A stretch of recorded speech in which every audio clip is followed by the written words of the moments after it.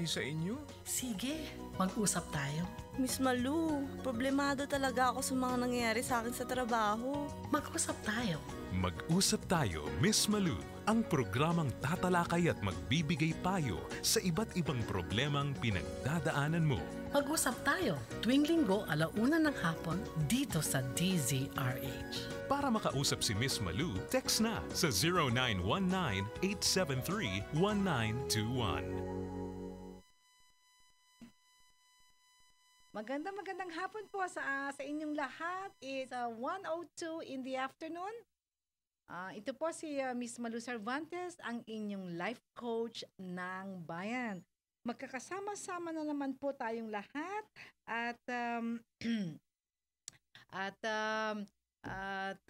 masaya ako dahil linggo na naman. Ang mag-usap tayo, Miss Malu, ay only comes every Sunday, 1 to 2 p.m. No? And it's the very first professional life coaching on-air program for the masses. Ayan ho. At maraming salamat at napapanatili natin na mataas ang rating ng ating programa dahil ho sa loyal listenership ninyo. Okay ho. Now, texted problems ho. So, i-text nyo na inyong mga tanong, inyong mga concern, inyong mga gustong malaman na solusyon sa inyong mga pinagdadaanan ngayon. Ang ating hong private hotline is 0919-873-1921. Ayan ho. Hindi ako sumasagot ho ng calls, text lang ho. Now, kung gusto naman ho yung mapanood tayong live, YouTube ho, punta kayo sa YouTube, live streaming, pasok ko kayo sa DZRH News Television.tv. Makikita nyo na ho, live tayo. At iba naman ho, Facebook. Mas gusto nila mag-Facebook. O di sige, Facebook tayo live. Facebook.com/DZRH News Television. So, maski dun ho, sa inyong smartphone. Yan, di na ho kayo kailangan na magkaroon pa ng what do you call this, ng inyong laptop, no? So, kaya na. Doon, no? Live din tayo. At kung nasa bahay naman kayo at meron kayong cable TV at ang inyong provider is Signal, ayan, channel 18 ho tayo. Live din ho yan.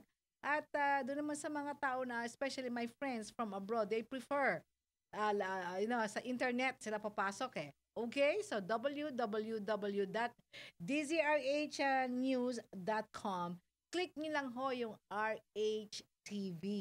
Yan ho. Makikita nyo na ho ako. Huwag yung kakalimutan ho it's DZRH. yan ang istasyon natin. 666 AM band. Kasi natatandaan ho nila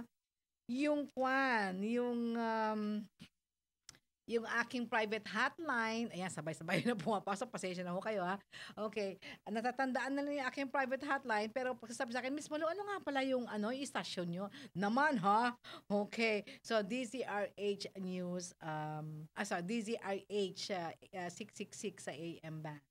Okay, sige, it's 1:05 in the afternoon. Last week ho, ang dami ho nag-text sa akin kasi tuwan-tuwa ho daw sila dun sa pinag-uusap, diniscuss last week kasi mabibilis daw at marami rin silang natutunan. Kasi especially daw yung shinare ko sa kanila na 3 types of listeners, yung mga nagto-text sa akin. Alright? For those of you who just tuned in now, sa bagay, pwede nyo naman ho i-download sa YouTube ang mga past episodes natin kung gusto nyo kompleto. Ayan, YouTube ho, mag-usap tayo, Miss Malu. Lahat ho ng past episodes by date, nandun ho. Alright? So last week, 3 types of listeners, senior ko. Yung of course, yung pinakamarami, yung humihingi ng advice. Siyempre naman ho, no? At yung susunod na yung pinakamarami is, nagsasabi lang sa akin na nai-inspire ho daw sila. Okay, sa mga natututunan nila at nagiging positibo. Okay, sila dati daw, parang ang feeling daw nila yung mga nararanasan nila wala nang pag-asa. Pag naririnig daw niya yung ating dinidiscuss dito, nagkakaroon daw sila ng pag-asa. So this is very, very nice. It's very, very encouraging. Pero may pangilan-ngilan, which is I'm very thankful to God na pangilan-ngilan, eh, ano ho, masasabi ho natin hindi nila gusto. Negatibo. At sinabi ko ho, ang two reasons nun, yung sabi nila, hindi daw sila sabi nila, kasi kung magsalita daw ako, very tough. Kasi daw, malamang hindi daw ako nakaka-relate sa kanilang mga painful experiences kasi sa tingin daw nila, magandang buhay ko, successful daw ako. Kaya madali daw magsabi sa akin, very strong. Maging strong kasi very strong daw personality ko. At ako, maswerte daw ako pero hindi daw ako makarelate sa kanila. Yun ang sabi nila. At yung isa naman, isang tema will be, ang yabang daw ng dating ko. Kasi daw, parang hindi daw ako nagkakamali. Para daw lahat ba ay tama ang ginagawa ako. Sinabi ko, ito na lang ho yung gist, would be, yung sinabi nyo na hindi ako makarelate sa inyo, kaya nga ho ako mismo nakaka-relate sa inyo, okay, ay sa dami ng hirap at trial, pagsusubok na pinagdaanan ko sa buhay ko. Kaya ho relate ko ako. Dahil yung sinasabi nyo, napagdaanan ko na ho yan yun ang aking rason. At of course, I already gave you examples. At yung ang pangalawa naman na ang yabang daw ng dating ko kasi para daw hindi ako nagkakamali. Mismo nga sa dami ng pagkakamali na commit ko in the past, alam ko na ho what works and does not work. Kaya marami ho akong malalim na naisasabi sa inyo. So, opposite ho yun. At natutuwa naman ako, I receive lots of encouragement, no? Sabi nga ho, sabi ho ni Mayet, kasi hinahanap ko pa yung iba dito okay?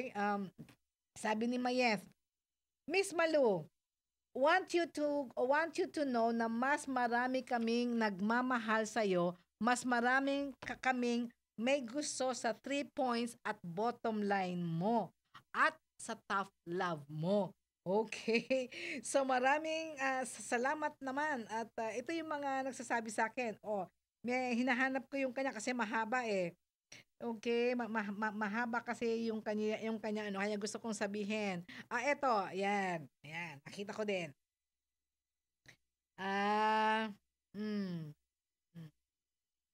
Sabi niya ganun sa akin is okay na maraming ito sabi nila. Okay. Sabi ngayon nila, hindi ko pa din makita. Okay. So, ito na lang. Ito pala, sabi niya, tama ka, Miss Malu, you cannot please everybody. Naiinis talaga ako sa mga nagkikriticize sa'yo. Okay, naku ha. Ang ganda-ganda na nga ng ginagawa mo, negative pa rin ang nakikita nila. Di talaga maintindihan ng mga tao now. Oo nga naman. Tapos, tama din kayo. Ang importante yung marami po kayong natutulungan kagaya ko na minsang nawala na ng pag-asa sa buhay na naging matapang ulit. Okay? Hindi ho ibig sabihin ng matapang physical, kundi matapang na di magpapaapekto sa mga sinasabi nila.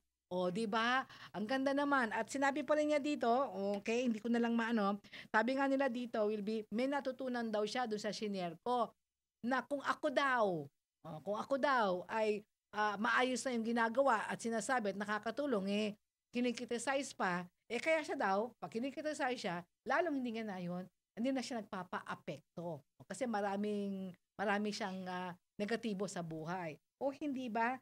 Kaya I'm just so happy that, you called me, you texted me, marami pa ho, kaya lang, yun din ho yun. Pareho din ng, yung iba nga sinabi, kung ayaw daw nila, wag na lang sila makinig. Alright. Okay. So, papatuloy ho tayo sa ating, alright, magpapatuloy ho tayo kasi may nakita ko dito.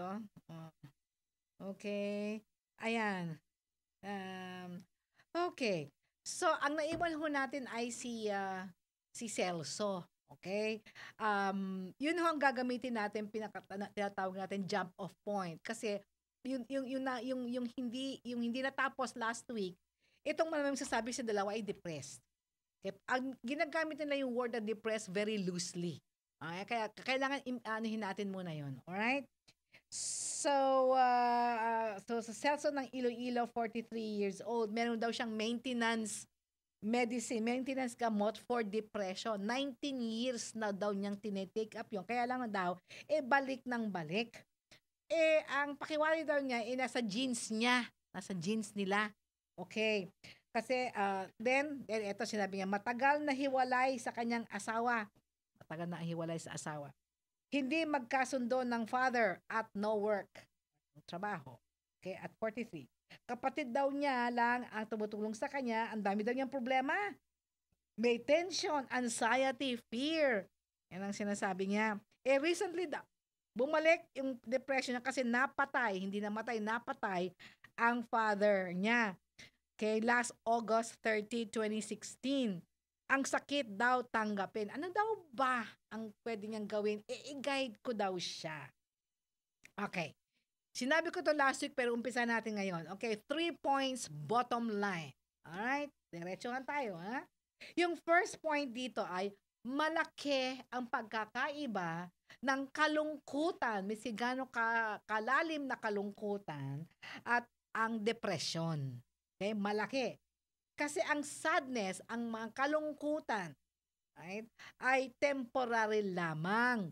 At ito ay caused by some traumatic events outside of your life. Sabihin, temporary lang yan at nagdadalamhati at magiging malungkot ang tao dahil sa mga matitinding nangyari. Example, loss. Alright, let's say nagkahiwalay kayo.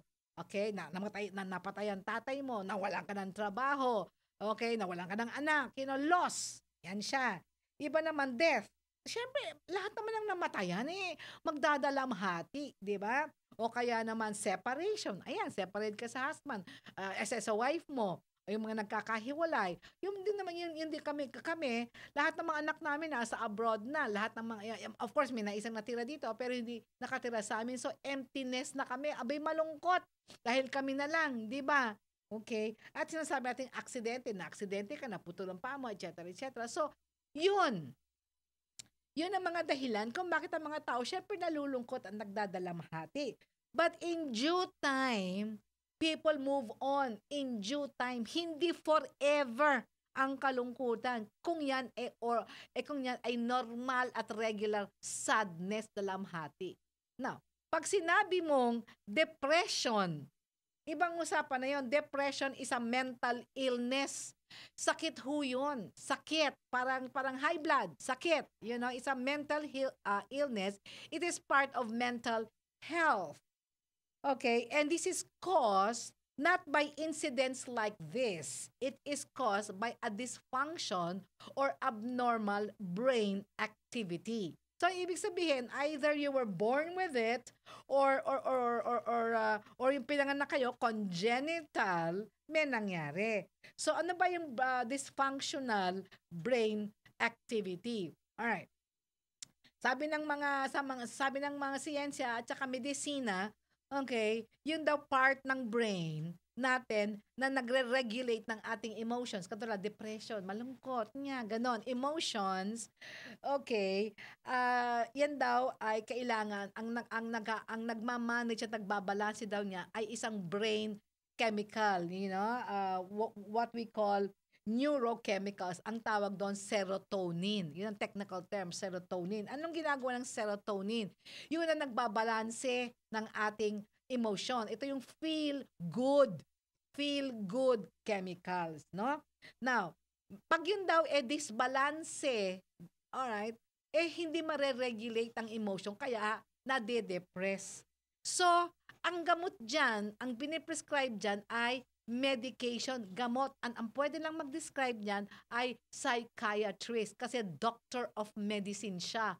Parang yung cardio, yung cardiologist, parang yung oncologist, ayan, no? Hindi pwede magreseta ang psychologist, ang guidance counselor, at lalong-lalo na hindi pwede si Miss Malu na life coach. Miski certified Gestalt life coach pa ako. Kasi I'm not a psychiatrist. Okay, so, first step, Celso, at iba pa nakikinig para sa inyong lahat, first step, distinguish natin. What is distinguish? Isipin natin kung may kaibahan sa normal na kalungkutan at dalamhati at saka mental illness na lacking in serotonin, okay, ang utak natin na depression. Okay? Tandaan ninyo, kapag sadness, outside cause. May pinanggagalingan sa labas. Yung sinabi ko na. Pag sinasabi natin depression, yung mismong brain natin ang may kulang ng serotonin. Okay? Kasi you do not use the word depression just like that. Hindi ganun kasimple yun. Kasi mental illness yun eh. Pag sinabi ko ba, nag-depress ako kahapon pero ngayon hindi na, bay mali yun. Malungkot lang ako kahapon pero hindi ako depressed. Alright? That's the first step. Pangalawa, kung bibigyan natin ng solusyon yan at anong gagawin mo, dapat yan holistic. Ang ibig sabihin ng holistic, buo. Kasi ang isang tao, hindi lang katawan. Di ba sabi natin, a human being is made up of body, katawan, mind, utak, at emotion, and spirit. Kung tawagin nyo ito, soul, yung ating pagkakaiba sa mga hayop. Ang mga hayop, katawan lang yan. Kasi they are guided by instinct. Tayo, meron tayong brain, mind. We can think. At saka meron tayong emotions. At meron din tayong tinatawag na soul, na connection with the divine, with God. Kasi yung ginawa tayo, in His likeness and image. So, hindi mo pwedeng gamutin lang yung isang parte kasi 1/3 lang ng tao yun eh. Yung 1/3 niya pa ay yung kanyang emotions at yung kanyang mental, yung kanyang mental capacity. At yung 1/3 niya will be Diyos lang ang pwede. So, kailangan holistic siya. Okay? Ngayon, doon tayo focus sa third point. Ang third point natin, ano nga ba ang pwedeng gawin ni Celso at lahat ng mga tao na sabi nila, depressed sila. Tandaan nyo, yung unang point will be, baka naman sadness lang yan, hindi depression. Okay, iniwan na kayo ng asawa nyo, natural. Malulungkot kayo. Namatay yung parents nyo, natural. Malulungkot kayo. Natanggal kayo sa trabaho, natural. Malulungkot kayo. Binreak up kayo ng BF at GF nyo, natural. Pinalayas kayo ng magulang nyo, natural. Nakulong kayo, natural. Diba? So, ngayon, kung sinasabi naman ninyo, katulad ni Celso, meron daw siyang prescribe na gamot ng psychiatrist. Yan na tayo. Okay. So, ano yung pwede mong gawin? Alright. So, yung first step natin dito, okay, alam mo, kaya ka nga binigyan ng maintenance na gamot ay precisely na-diagnose ka ng psychiatrist mo na pathological. Ibig ng pathological, ang depression mo ay caused by the lack of serotonin sa utak mo, no? Sa brain mo. It's just like me. I was diagnosed with hypertension kasi yung aking blood pressure ay tumataas. Parang ganon, 'di ba? Okay. So miski na so of course, meron akong maintenance medicine para sa hypertension at saka sa enlarged heart condition. Alright. So, 3 klase yung gamot ko for hypertension and heart problem. Okay? Enlarged heart problem. So, kailangan kong i-take yun for as long as sabi ng doktor. Pag hindi ko tinake up yun, madidisgrasya ang blood pressure ko. So, precisely, kaya siguro balik-balik yan dahil hindi mo yan tinitake ng regularly. Kaya siya maintenance mismo maintenance, kailangan tuloy-tuloy mong iinumin. At pag umistop ka, babalik yan sa talaga. Okay? At everybody, kung sadness naman, everybody kasi nagsasuffer ng extreme sadness kung talagang magdalamhati sila. Kung kailangan magdalamhati sila. Okay? So, yun ang una step. O yung second step, mamaya na. Be-break muna tayo kasi it's 1:21 in the afternoon. Huwag kayong alis dyan. Babalik ko si Miss Malu Cervantes, ang inyong life coach ng bayan. I've seen cases, Doc, na yung iba, yung silicone lumalabas sa ilong. Yes, It's kasi possible, Doc, ano? talagang possible. Marami na akong patients na gano'n na nag-extrude because of the pressure. Kasi nga dahil yung silicone is matigas, no?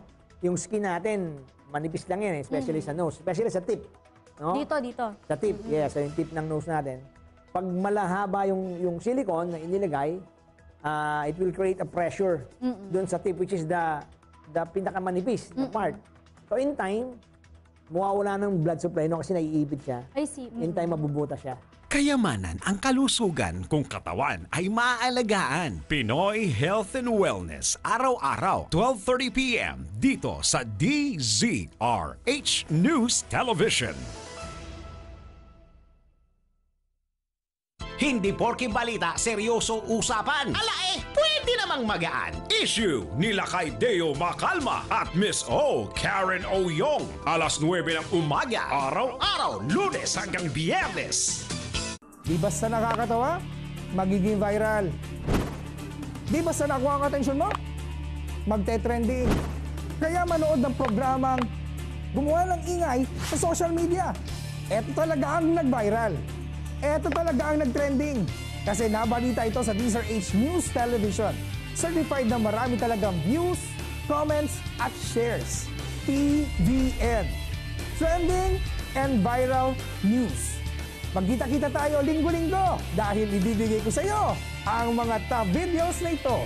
TVN Trending Viral News Weekend. Sabado alas 6 ng gabi sa DZRH News Television. Balitang bubuko sa mga itinatago ng mga politiko at mga kilalang tao. Espesyal na balita nila kay Deo Macalma sa pangunahing balita alas 7:25 ng umaga. Tuwing Pasko, tayo ay nag-i-expect ng regalo mula sa ating pamilyang nasa ibang bansa. Tinatawagan ng mga OFW ang kanilang mga mahal sa buhay para maramdaman ang Pasko. Baka naman pwedeng baliktarin natin ang sitwasyon ngayon.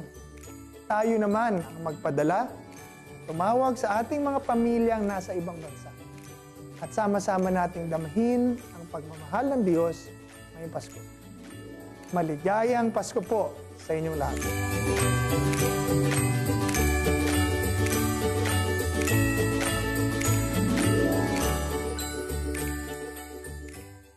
Pasko na naman. Baka mag-expect ka na naman ng regalo sa ninong mo, kamag-anak mo, kaibigan mo, kaklase mo, kaopisina mo o boss mo. Tanong lang, bakit ka nag-i-expect ng regalo? Ikaw ba ang may birthday? Si Kristo ang bigyan mo ng regalo sa pamamagitan ng pagpaparamdam ng tunay na kahulugan ng Pasko. Sa ninong mo, kamag-anak mo, kaklase mo, kaopisina mo o boss mo, at kahit na sino, pagmamahal at pagpapatawad sa isang maligayang Pasko.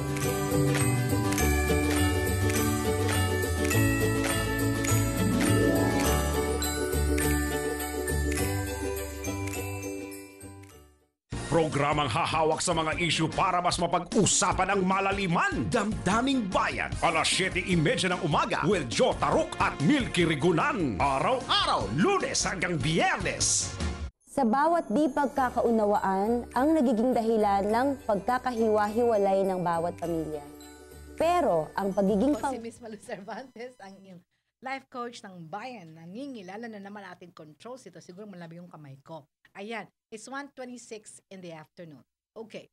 Now, yung aking stepsister, na pangasawa niya ay may OCD.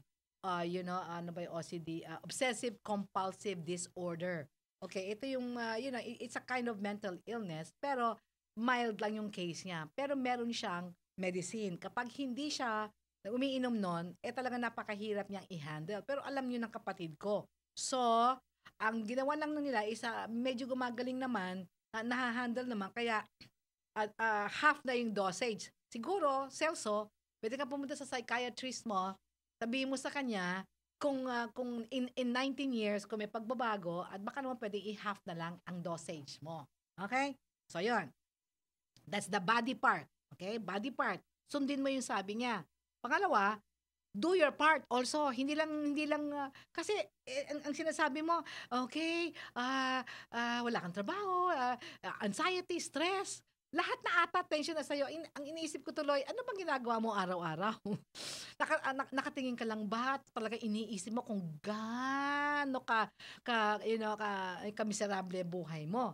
You have to do your part also. So yung part na mental, emotional. Okay? Yung ating tatalakayin ngayon.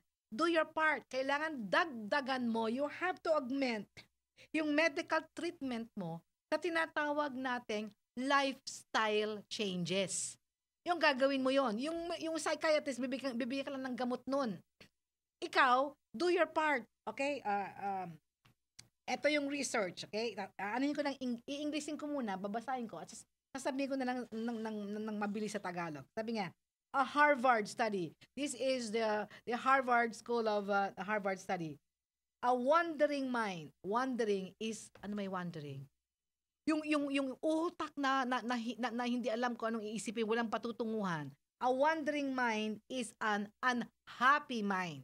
So, okay?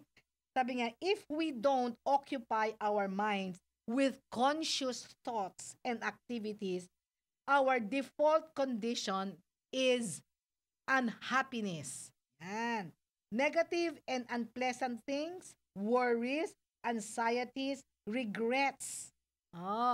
In short, ang sabi nung study, scientific study ng mga scientifico, ang utak daw na hindi conscious, kumbaga nagwa-wonder, ay is an unhappy mind. Okay? Now, kapag hindi daw natin inoccupy yung minds natin with conscious thought, conscious, ang ibig sabihin, pinag-iisipan, nakafocus sa positibo. Iniisip kung ano yung magandang mangyari sa buhay, anong kagandahan ng buhay, kagandahan ng likasan, hindi nagbabasa, hindi, walang ginagawa, in short. Kapag hindi daw natin ginawa yon, ang default condition natin ay unhappiness. Talagang hindi tayo ma-happy. At pupuna yung lugar na imbis na positibo ang thoughts, okay, mate-take over ng negative and unpleasant things. Pagkatapos mauuwi sa worry, nako, mukhang ikaw to. Nauuwi sa anxieties, nauuwi sa tension, nauuwi sa regrets. Ayun daw. Okay? So, hindi pwedeng gawin na psychiatrist mo ito, Celso. Ikaw ang pwedeng gumawa nito. So, again, yung study na ginawa na yan, marami daw ng mga maliliit na bagay na pwedeng gawin ng isang tao na dagdagan ang supply ng serotonin sa kanyang utak kung yan ang nagbibigay ng depression sa'yo. So, meron pa tayong magagawa. Alam mo, ang ginawa, ang dami, pero gagawin ko lang 12. Listahan ng, hindi pala, 13. Okay? Okay, yung una, sabi dito, keep busy by helping in the house. Yung kapatid mo tumutulong sa'yo, ikaw, ano ang ginagawa mo? Hindi mo sa akin sinabi, ha? Hindi mo sa akin sinabi. Sinabi mo na matagal ka nang hiwalay sa asawa mo. Hindi mo naman sinabi, hiniwalayan ka ba ng asawa mo dahil sa depression mo? Or na-depress ka dahil hiniwalayan ka ng asawa mo? At two different things yun, ha? Okay. Hindi ka magkasundo ng tatay mo. Hindi ba kayo magkasundo dahil hindi maintindihan ng tatay mo na depressed ka? Or na-depress ka dahil hindi kayo magkasundo ng tatay mo? Isipin mo. No work. Natural. Wala kang no work. Nawalan ka ba ng trabaho o hindi ka makakuha ng trabaho dahil yung mental illness mo, depression, o nawala kaya ka na-depressed dahil nawalan ka ng trabaho. Which is which? Celso, which is which? Okay? Now, kung wala ka ng trabaho ngayon dahil natuluyan na, okay, okay, kung sakali man talagang mental illness niyan, okay, kulang ng serotonin yan, madadagdagan daw yan ng serotonin sa mga little things. The one is help in the house. Sabihin, kung yung kapatid, ikaw kaya ang maglinis, ikaw kaya mag-ayos, okay? Yun, para may ginagawa ka. Alright? So, pag may ginagawa ng isang tao, nawawala yung focus doon sa tinatawag natin default. Okay, yan. At yung serotonin dadami kasi natutuwa siya dahil nakakatulong siya. Okay. Another is volunteer your services. Volunteer ka sa church. Ikaw yung magdala ng silya doon. Before worship or before mass. Ikaw yung tumulong ka magwalis doon. Ganyan. Tumulong ka mag-usher. Lahat. Gawin mo. Okay? Ayan. Eto, kaya mo din gawin ito. Pangatlo, be grateful. Grateful. Imbis na tension at anxiety, ay, kawawa naman ako. Isipin mo, buhay ka pa hanggang ngayon. Salamat, Diyos ko. Kumakain ka pa ba? O, salamat po sa pagkain ko kanina. Yung kapatid mo, tinutulungan ka. Salamat po. At meron akong kapatid na ganito. You know, there's so many things to thank God for. Focus ka sa pasasalamat, hindi sa kawalan. Yan. It will help increase your serotonin. Diba? Kaya mo yan. Huwag mo sabihin, hindi mo kaya yan. Yung pang-apat, you develop a productive hobby. Gawain. Sige. Imbis na tumunganga ka at maging depressed ka, bakit hindi ka kaya magbasa ng Bible, magbasa ng libro, magbasa ng magazine, ng mga inspirational stories. Huwag kang babasa yung mga sawi sa buhay, lalo kang madedepress niyan. Okay? Another one, spend time with a pet. Humanap ka ng maalagaan pusa o aso. Alagaan mo. Ginagamit ito, by the way, medical protocol sa may mga terminal illnesses, ha? Kaya sa ospital, sa states, meron na silang pet program. Bibigyan ka ng pet kasi habang daw inaalagaan mo yung pet mo, habang daw pinapakain mo, abay gumagaling. Ang mga sakit nila. O yan, kasi meron ka daw purpose sa buhay, makatulong ka. Okay. Tapos ito, breathing from the diaphragm. Paghinga. Okay? So, inhale. Ganyan. Diaphragm breathing. Gawin mo daw yung 10 minutes. Ayun. Makakatulong yan. Hindi mo kailangan ng pera nito, ha? Okay. Be around other people. In short, okay, makasalamuha ka. Ano ba? Ano yun? Be with people. Huwag kang magmukmuk dyan sa bahay at madilim na kwarto. Makisali ka, makasalimuha ka. Ayan. Basta yan. Be with people. Ha? Okay. And then it says here, laugh. Tumawa ka. So, syempre, sabihin tayo, nag-iisa ka, tumatawa ka dyan. Syempre, may dahilan. Manood ka ng comedy. Ayan. Okay, mag-isip ka na ng mga bagay-bagay na nakatuwaan mo before. Yun. Ako sa bahay, ang gustong-gusto kong pinapanood si Mr. Bean. Alam mo si Mr. Bean? Basta yun eh. Yung, ang tawag nito, komedyante yun eh. British comedian, may mga series siya.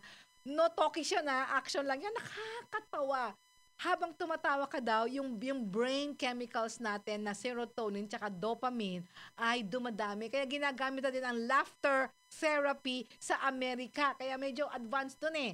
Pet therapy, laughter therapy, volunteer therapy. Aba, okay, pwede yan. Pwede mong gawin yan. Yung isa daw, miski ayaw mong gawin, pilitin mo sarili mo. Ano yun? Smile. Ngumiti ka. Kasi pag gumiti ka daw, yung muscles mo, nag-iiba ang mood mo. Okay? Smile. Huwag kang sumimangot dyan maghapon. Smile. Alright? At tapos, ngayon mo siya, remember happy memories.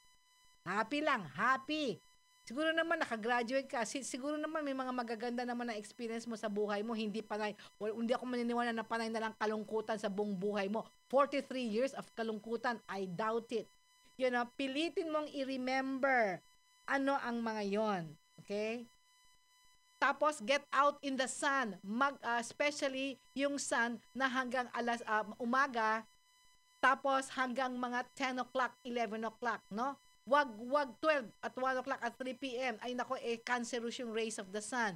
So, just get sunlight. Kaya, di ba yung mga bata, pinapaarawan sila, di ba, sa umaga, kasi vitamin D yun eh. So, yun ang gawin mo.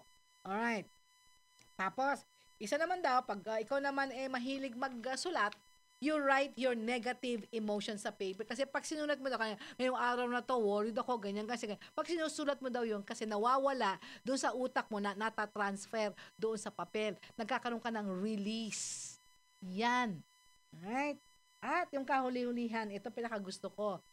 You give someone a hug. Kaya yakapin mo yung kapatid mo. Sabihin mo, ate, kuya, maraming salamat at hanggang ngayon, mahal mo pa rin ako. Hug them. Hug. Yakapin. Huwag ko sino-sino ha, baka masampal ka. Ang sabihin, hug people you love. Kasi pag hinag mo daw yon, yung action of hugging, nagre-release daw yan ng 3 klaseng chemical na napaka-positibo. Yung isa daw, yung oxytocin. Yung tinatawag na bonding chemical.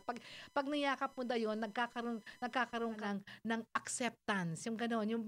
Yung bang pagmamahal, na-feel mo pagmamahal. At dumadami yung serotonin. Yung serotonin ay yung feel good.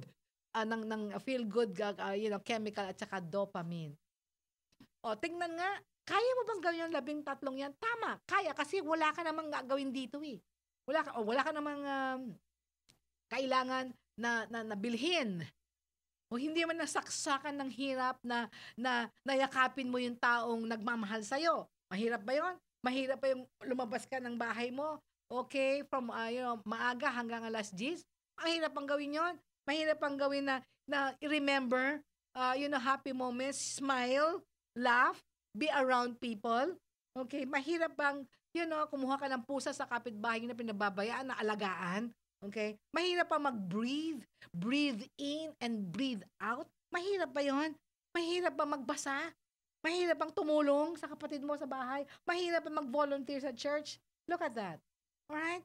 So, yun sinatawag na tulungan mo yung sarili mo, mental and emotional. At yung pangatlo, the spiritual side.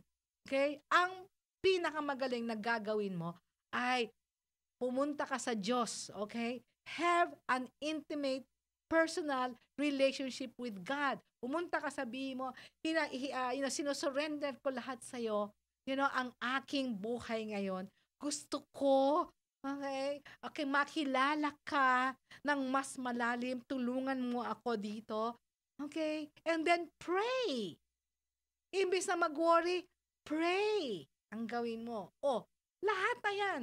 Okay? Kasi magastos na yung gamot mo, I know eh. Pero, di ba, holistic ang sinasabi ko. Holistic, no? Okay. Sige. Yan ha. Yan lang masasabi ko, Celso. Ha? Kaya huwag mo na sabihin, talungin sa akin, ano ba ang day by day, step by step na i-guide kita. Ayan, binigay ko na lahat sa'yo. Ha? Kung talaga mang depression yan. Kung extreme sadness lang yan, dahil sa nangyayari sa buhay mo, di lalo na. Pero your psychiatrist prescribe you drugs, so I would like to think it is a mental illness. So, there you go. It's 1:40 in the afternoon. Bago ko pumunta kay Neddy at yung dalawa pa natin na mabibilis naman, mag-break tayo. Have another break. Huwag po kayong alis dyan. Babalik po si Miss Malu Cervantes, ang inyong life coach ng bayan. Di biro maging nurse, dapat marunong sa sakit at marunong ding mag-alaga. Yun bang may malasakit? Kaya pagdating sa bath soap, hanap ko, tulad ko, lalo't may pamilya ako. Kaya ang gamit ko, Shield Bath Soap. Galit ito sa sakit na dulot ng germs. May antibacterial na pareho ng sa leading brand. At may malasakit sa skin dahil may Shea Butter Moisturizer. May malasakit din sa budget dahil super affordable. Kaya naman approved ito ng Philippine Nurses Association. Shield, galit sa sakit, may malasakit. ACS. Kapa ka ng kapa, sana di basa. Kapa ka ng kapa, kapa ka ng kapa, baka pwede pa, kapa ka ng kapa. Tigilan na ang kakakapa sa New Heaven Baby Diapers. Hindi ka parating nag-aalala. May TLC, Total Leak Control System, inaabsorb ang wetness para iwas leaks. May adjustable tape at cottony cover. Wala nang kapa-kapa sa Heaven Baby Diapers. New Heaven Baby Diapers. ACS. Yung eye bags ba talaga, ano yung mga major factors kung bakit siya nadidevelop? Para dun sa mga hindi naman inborn na nagkaroon ng eye bags, paano ba siya nadidevelop? Kalimitan ng ano yan is the lifestyle, no? Lifestyle talaga? Yes, so palaging puyat. No? Kasi nagre-relax yung iyong sa orbital rim. No? Yun ang most common, yung pagpupuyat. Kayamanan ang kalusugan kung katawan ay maaalagaan. Pinoy Health and Wellness, araw-araw, 12:30 p.m. dito sa DZRH News Television. Hindi porke balita, seryoso usapan. Pwede namang magaan. Issue nila kay Deo Macalma at Miss O. Karen Oyong. Alas 9 ng umaga, araw-araw, Lunes hanggang Biyernes. Maging bahagi ng pagbabago. Pagbabago sa pagsagot sa problema mo. Magsama tayo. Magtulungan tayo. Ako si Greco. Greco Belgica. Sa programang taddarin nyo ng inyong reklamo. Sa lugar nyo, mga ahensya ng gobyerno, at kahit pa sa mga pribadong kumpanya, kampihan tayo. Laban sa kahit na kaninong tao, maging bahagi ng pagbabago. Ireklamo kay Greco, dito sa DZRH.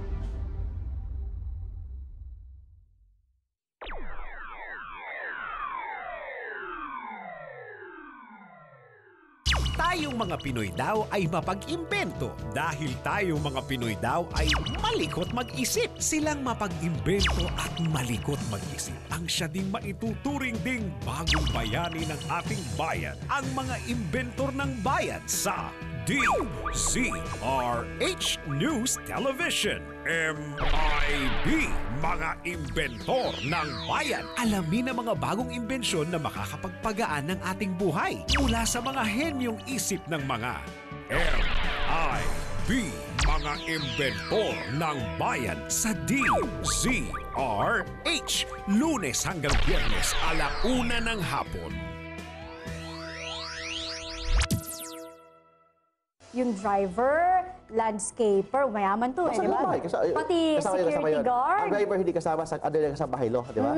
Yung ang kasama doon yung gardener, yung cook, yung Nagbabalik po si Miss Malu Cervantes, ang life coach ng bayan. It's 1:44 in the afternoon. Ito ho yung last leg natin, no? Ay, nakalimutan ko pala ibigay yung aking yung aking private hotline. Okay, ito na. 0919-873-1921. Ito ho yung aking private ho kasi this is my my number. Hindi ho DZRH ito, kaya maski ho hindi na hindi na yung programa, nasasagot ko pa rin kayo diretso sa inyong cellphone. Okay? So 0919-873-1921. Alam mo, Celso, na-remember ko ulit, no? I have worked with people with mental illness before. Doon sa church namin dati, na meron kami tinatawag na recovery program. Ito yan, no? Hindi lang mga addicts ang aming hinahandle, kundi ito mga may ganyan. Yung isa, manic depressive. Ang manic depressive, sabihin, meron ding imbalance, doon din sa kanyang serotonin at saka dopamine na hindi makontrol ang emotions. Meron na high na talagang sa kahayan niya gustong lumipad. Abay, mamamatay naman siya. Tapos depressive will be low, gusto mong pakamatay. Yun ho, parang roller coaster. Ang bilis ng akyat, baba, akyat, kaya nga manic depressive. Naka-medication siya by psychiatrist, pero nagtatrabaho yung babae. Kasi namamanage niya yung kanyang manic depressive illness. Pero pag tinigilan niya yung gamot niya, okay, medyo magkakaproblema tayo. Nagtatrabaho. Pero ginagawa lahat yung sinabi ko dito. So, din siya. So, very serving God. Okay? Yung isa naman, because nag-drugs, medyo naapektuhan ng kanyang utak. Ang naging sakit naman paranoia. Yung paranoia, parang palagi may papatay sa kanya. Yung ganyan, lahat ng tao ganyan. Paranoia. Okay? Tama ha? Hinig ka. Mas masakol naman to kaysa sa'yo di ba? Okay. Pero naka-medication by psychiatrist. Okay. Na-normalize. Pero hanggang ngayon, forever na naka-medication. Nakapag-asawa yung babae. Ang ganda anak mayaman, nakapag-asawa. At may anak na, may pamilya. So, okay, namamanage kaya hindi niya pwedeng tigilan ang kanyang gamot at ginagawa niya ang kanyang para maayos. Okay? So may gagawin ka, hindi ka pwedeng umupo lang dyan at sabihin pabalik-balik ang inyong depression. Okay? Sige. Ito si Neddy, 33 years old. Neddy is basically a solo parent kasi yung asawa niya OFW. Hulaan mo, love ko. OFW for how many years? Okay? For 40 years. 40 years or 30 years? Abay, parang wala kang asawa nito, Neddy. Okay. Now, meron siyang anak, isa. Sila sinasabi niya isa kasi ang problema yung 33-year-old son niya. 33 years yung bata. Okay. At yung kanyang asawa OFW for 40 years. Okay. Fine. Now, eto ang masakit dito. Yung son niya shouts at her, sinisigawan siya at saying bad words sa kanya. Ang sabihin, sinisigawan siya, minumura pa siya nung anak niya na 33 years old. Single yung anak at nakatira sa kanya. Okay. Ang tanong niya, paano ba daw niya i-stopin ito at yung bang pagkalayo, yung pagka OFW ng asawa niya na irresponsible daw, naka-apekto daw ba ng personality ng bata? Alam mo, tinake up ko na to, Neddy. Take upin ko ulit, kaya mabilis lang tayo. Ito, parenting to. Parenting. First point. Okay, tanong mo, naapektuhan ba behavior niya? Capital Y, capital E, capital S. Yes. Okay. Alam mo ba, ang mga tatay ay dapat role models. May Tagalog ng role model, love ko eh. Halimbawa. Okay, halimbawa, siya tinitingala, no? Siya ay halimbawa role model how to be a man and how to treat the women in his life. Paano maging mabuting asawa, mabuting anak, at mabuting lalaki. Okay? Sila yan. So generally, kung tama ang pinakitang ehemplo ng tatay niya, alright, ay hindi dapat sinisigawan ang asawa at lalong-lalo na dapat nirerespeto ang nanay at mga magulang. Kasi ang tatay ang nagsasabi na tama yan or mali yan. Obvious ba? Lumaki siya na wala siyang tatay na nagtumitingin sa kanya, nagagayad. Alam lang niya, may tatay siya, siguro nasa litrato. Imagine mo, 33 years old na yan. Pagkatapos, OFW. Ilang beses, isang taon ba nakikita yan? Once a year ba, once a year bang umuwi dito? Once in 2 years? What? At ang tanong ko, wala pang balak umuwi yung asawa mo? Abay, sa tagal niyang OFW, malamang may ibang pamilya na dun yun. Okay? At, tama, OFW, 40 years. Yung anak mo, 33. Aba, hindi na lumaki yan sa piling ng kanyang ama. No parental, no father influence whatsoever. Okay? Ayan ang nangyari dyan. Okay. 33 yung anak. Ewan ko, for 40 years daw, 33 years yung anak. Okay. 40 years na nang doon. Hindi 40 years yung tatay, love ko. 40 years na na OFW. Okay. So, pinanganak siguro yung tas umalis na, hindi na ganun basically. Okay, that's the first point. Second point. Alam mo ba ang nangyayari psychologically sa anak mo? Okay, baka hindi mo alam, kaya ganyan ang actuation yan kasi that is a sign of strong resentment, sama ng loob. Okay, kino-question niya kung bakit yung tatay niya ayaw kayong makasama. So, ang utak niya will be, ako ba may depresya? O ayaw uwian yung nanay ko? Therefore, ang nanay ko ang may depresya, ang may kasalanan. Nawalan ako ng tatay dahil sa nanay ko. So, that's the tendency to blame your mom. Kaya, yung behavior na yan, anger yan. Matinding galit, blaming, rebellion. That is how he copes for 33 years na walang nakikilalang ama. I mean, alam niya, may tatay siya, pero yung tatay niya, sumulpot na lang dito, ganyan. Okay, that is classic. Alright, Neddy? Alright, pangatlong puntos. Now, How did you raise him up? 33 years old na yan. Hindi naman naging bastos yan na 33 years old na yan. How did you raise him up? Yung bang lumalaki siya, ganyan na siya, ginaganyan ka na, anong ginagawa mo? Okay? Di ba tough love si Miss Malu? Tough love, naghahamadali ako kasi 151 na eh. Okay. So, namihasa siya ng ganyan. Namihasa siya or pinamihasa mo siya, kinalakihan na niya yan, okay, eto na ang ugali niya. Hindi mo sinasabi kung siya ay nagtatrabaho. Siya ba ay nagtatrabaho? Wala ba siyang ginagawa sa bahay? Hindi ba siya tumutulong sa'yo? Okay? At, ito ang pinaka-importante. How did you live your life all these 40 years na yung asawa mo OFW? Anong nakita niya sa pamumuhay mo? Kasi meron naman akong mga kilala na talagang OFW din ang mga asawa nilang malayo sa kanya ng many years pero hindi sila ginaganito ng mga anak nila. Okay. Nakita ba niya na in other words, did you take care of him or did you neglect him? Alright? Did you bring many men in your house? Wala ka naman sinasabi dito. Meron ba kayong regular komunikasyon ng asawa mo? Everyday ba? Okay, hindi pa uso siguro nun yung chat-chat, Skype, nagsumusulat ba naman? Tumatawag ba naman? Kinakausap ba naman yung anak mo? Wala ka naman sinasabi. In short, lumaki siya nang marami akong question mark ngayon. Alright. Okay.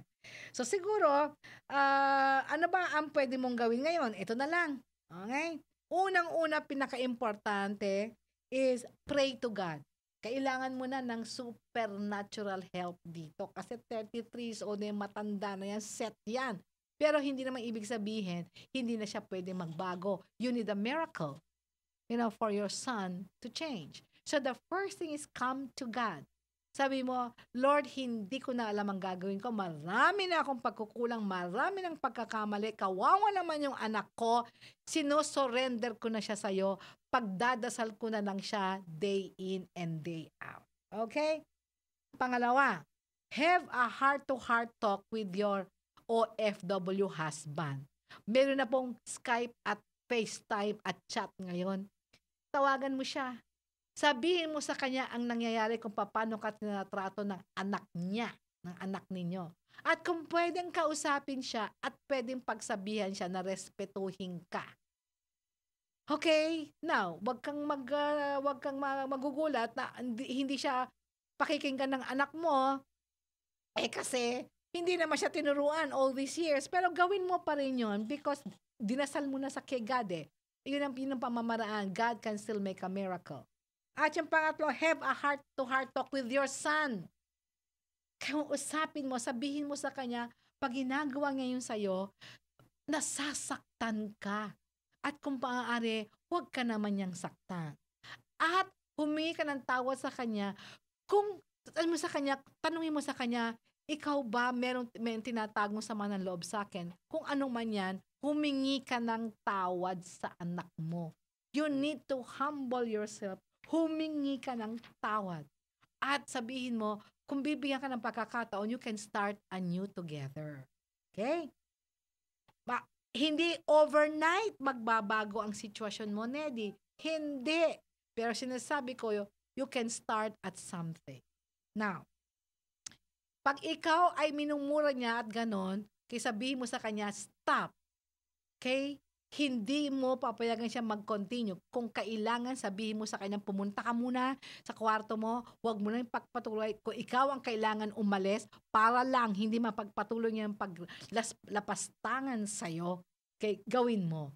Okay? Yan ang magagawa. Kaya you have to be tough, Neddy, because 33 years old na yung anak mo. 33 years old na yung ginagawa ito. Okay? Sige. Now, we have 4 minutes. I would just want to read something, ha? To read something. Para lang, wag niyo itong gawin, no? Okay. So, kasi I have to read it eh. I have to read it. Marami ng ano dito. Saan ba ito? Okay. I have, eto. Okay. Sabihin niyo sa akin, kung matutulungan ko ba itong taong to o hindi. Miss Malu, di ko po alam kung bakit na lang ako nasasaktan. Di sabi ko, may dahilan lahat. Hindi pwedeng bigla ka na lang masasaktan. So isipin mo kung saan ka nasasaktan at bakit ka nasasaktan. Sumagot sa akin. Tamang sagot, ha? Ba't pa iisipin kung may nagmamahal naman sa'yo, yung feel niya, kanya ka na? Anong relasyon yun? Di ba?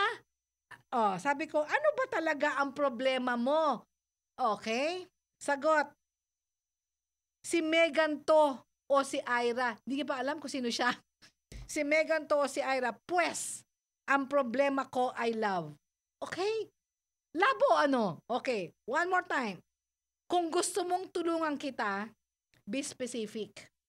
Iniwang ka ba ng asawa mo or boyfriend mo? Wala ka bang boyfriend? Nabuntis ka ba? Maraming klaseng love problems. Hindi na sumagot. Okay. Alright? Yan ang klaseng texter na hindi ko malaman bakit nagte-text pa at sumasagot pa. Hindi ko naman siya, pwedeng tulungan. Mabuti pa ito. Okay? Ito, sabi niya sa akin, hindi ko lang alam kung makakaya ko pang baka next week na, no? Pero babasahin ko sa inyo. Okay? Miss Malu, good PM. Ask ko lang po, paano po ba masolve ang financial problem? Naman yan. Si Miss O po ito ng Mindanao. Okay. Ano ba financial problem mo? Buti nga sinasagot ko pa. Ano mo sabi ng love ko? Love ko, tsaga mo rin Sabi ko, marami pagkain, damit, mga kailangan ng mga anak ko. Damit at pagkain ng anak ko. Di ko halos maibigay kasi walang maayos na trabaho ang mister ko. Okay. So medyo malago pa rin. Sabi ko, ilan anak ninyo at edad? Anong trabaho niya? Alright. Ang pagkakaiba dito ni Mrs. O, sumasagot. Ang ibig sabihin, gusto niya talagang matulungan siya. Kaya nagpapasalamat ako. 4 po ang anak niya, love ko. 4 po at trabaho niya, mister niya, ay laborer. Minsan meron, minsan wala. Okay? So, anong edad mga anak mo at kayong mag-asawa, anong edad nyo? Ano ang natapos ninyo? Yan ang mga tanong ko. Very good, sumagot siya. 7 years old, 5 years old, 2 years old, at 11 months. Ako po. High school lang siya, ako, at yung asawa ko, elementary. Nako. Okay, so makinig ka programa, sasagutin ko ito. I said, I'm ready to answer, pero hindi ko raratsadahin to, kasi it's 1:59 in the afternoon, okay? At 2 o'clock na pala in the afternoon kasi gusto kong matulungan kita, Mrs. O, ng mahusay. At yung lahat na ganito yung problema, ito na ang pwede kong maitulong sa inyo. Kasi ganyan yan. It's always ang daming problema. Buti na ang problema niya, hindi siya, sinasaktan. Okay? At hindi siya iniwanan ng asawa niya. Kaya lang, ito yung problema niya. Kasi 3 points, bottom line. Paano kung matatapos lahat yun? No? Okay? So, bitin tayo. Sorry. But I will start with you next week. Okay? So, maraming salamat Rene Abinales, siya yung tumutulong sa akin. At saka si EJ din. Alam niyo ho ba, kung ngayon lang kayo nakaano at medyo bitin na bitin kayo, lahat ho ng episodes namin nasa YouTube na. Pasok ho kayo. Mag-usap tayo, Miss Malu. At nandyan ho lahat ang ating past episode by dates. Yan ho, sa courtesy of EJ Ayalde. Siya ho ang gumagawa niya. So, thank you very much, EJ, for your help. So, marami ho talagang hindi ho maaalis ang problema sa mundong ito. Pero I keep on saying, life is beautiful kasi we can be positive miski na negative lahat ang ating surroundings. So, sa susunod hong linggo ha, 1 to 2 p.m. mag-usap tayo, Miss Malu. So ito po si Miss Malu Cervantes. It's 2:01 in the afternoon. Ang tabayanan ang MBC Sports. Mamaalam na po si Miss Malu Cervantes, ang inyong life coach ng bayan. Mag-usap tayo, Miss Malu, ang programang tatalakay at magbibigay payo sa iba't ibang problemang pinagdadaanan mo. Mag-usap tayo tuwing linggo 1:00 ng hapon dito sa DZRH. Yung driver, landscaper, mayaman to.